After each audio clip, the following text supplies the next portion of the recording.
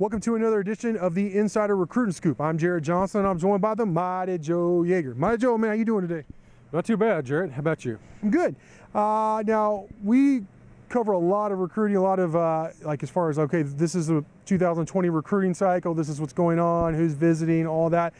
Now, as of late, both the football program and the basketball program has done a great job of adding late additions. And there's one huge potential late additions for each program to join for this upcoming season. So we're not talking about, oh, in a couple of years, or, a year they may sign, then they'll be on campus next summer. I'm talking about this upcoming academic calendar year that these two guys could be big pieces in playing possibly heavy minutes for your Red Raiders. Let's start with basketball and Jonathan Aku. What's your thought process on him? I know that he's reclassifying from 2020 and he's named Texas Tech in his top 5. What's your thoughts on him?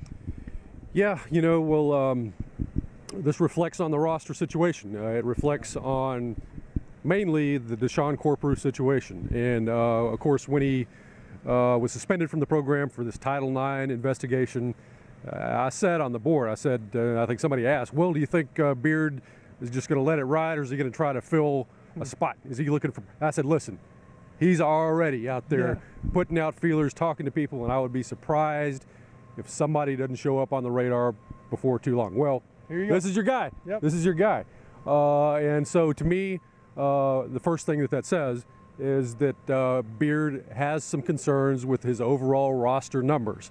And that reflects certainly with DeSean Beard and possibly with Joel and Tomway, the UNLV transfer who's applied for a waiver to play immediately. Right. But we just don't know if he's going to get that. If both of those guys aren't available, then you're getting maybe just a little bit thin up front, Well, Aku, 6'10", 210, would really solve a lot of those problems. And he's a guy that in an ordinary Texas Tech basketball recruiting class, he'd be your stud. Right. Under Tubby Smith, People will be losing their minds. So about it. Right. Yeah. So, but he's not necessarily the stud with this class, but he's pretty doggone good. And he's a guy who would definitely fit in there. He would get you some minutes. I mean, he's built a lot like Tariq Owens. I'm not saying he has quite Tariq Owens' athleticism. He doesn't. But he's kind of a big body guy who may sort of develop into more of a traditional post type of a player. But he can certainly give you some defense and rebounding straight away. I mean, and some huge size. 6'10", you got Chua at 7 foot. So there's a couple of big boys and some tall timber you can lay in there, and that would really alleviate the situation up front. And I mean, when you look at who Tech is recruiting against here, I think it's probably going to come down to Tech and A&M. Right. And the thing is, that's no slam dunk because Buzz Williams is the new coach down there at A&M, and he's a very good recruiter, Texas guy. So it could come down to those two guys, but if I had to put my money on it, I'd say he probably winds up at Tech. All right, and then on the football side, look, defensive line is one of the thinnest positions, and usually is. Let's year in and year out. They have some pretty good starters, some returning veterans, guys who with skins on the wall. But they lost some defensive tackles. They lost Preston Gordon, who's a grad transfer last year. They lost Joe Wallace. They need some more beef up front. They need guys who can step in and play immediately. And there's a guy who Tech has a really good shot with, and his name is Keene Green. He's a junior college transfer, 4-star junior college transfer, rated as the #2 junior college defensive tackle of the 2019 class. Highland Community College, I mean, come on, Tech's gone to that well, I don't know how many times, with varying levels of success. But look, Green is an interesting case because he had a lot of big-time Power 5 offers, including several SEC. He actually was, I don't know if he signed or committed. I think he may have signed with South Carolina.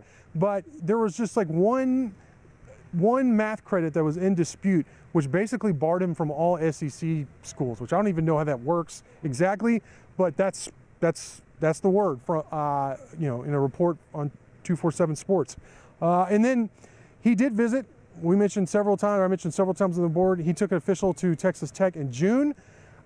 This was after committing to Nebraska. So Nebraska felt like, they felt pretty good about him, but no, he takes a late visit this summer to Texas Tech, and the word is, it is a coin toss. Now, in his summer 2 semester, assuming all his grades are are right, everything transfers over, then it ends in like a day or two. By the time this airs, I don't know, his semester may have already been over. So obviously fall camp starting, they need to get him on campus, either campus, whether it's Nebraska or Tech. They need a decision. They need everything to line up academically and get him on campus. I think the Red Raiders are sitting in a very good position, but with so many different variables, I'm not sitting here ready to say expect Keene Green to be, and I want to say Keene Green every time, by the way, but don't expect Keene Green necessarily to be playing this fall, but it is a very good possibility.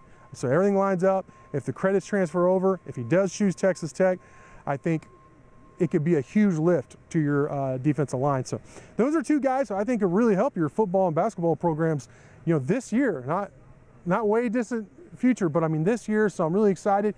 These decisions will be made in the coming days, so very soon. So stay tuned to Inside the Red Raiders for the latest on those two recruitments. Maya Joe, great stuff from you as always. Thank you all for watching, and until next time.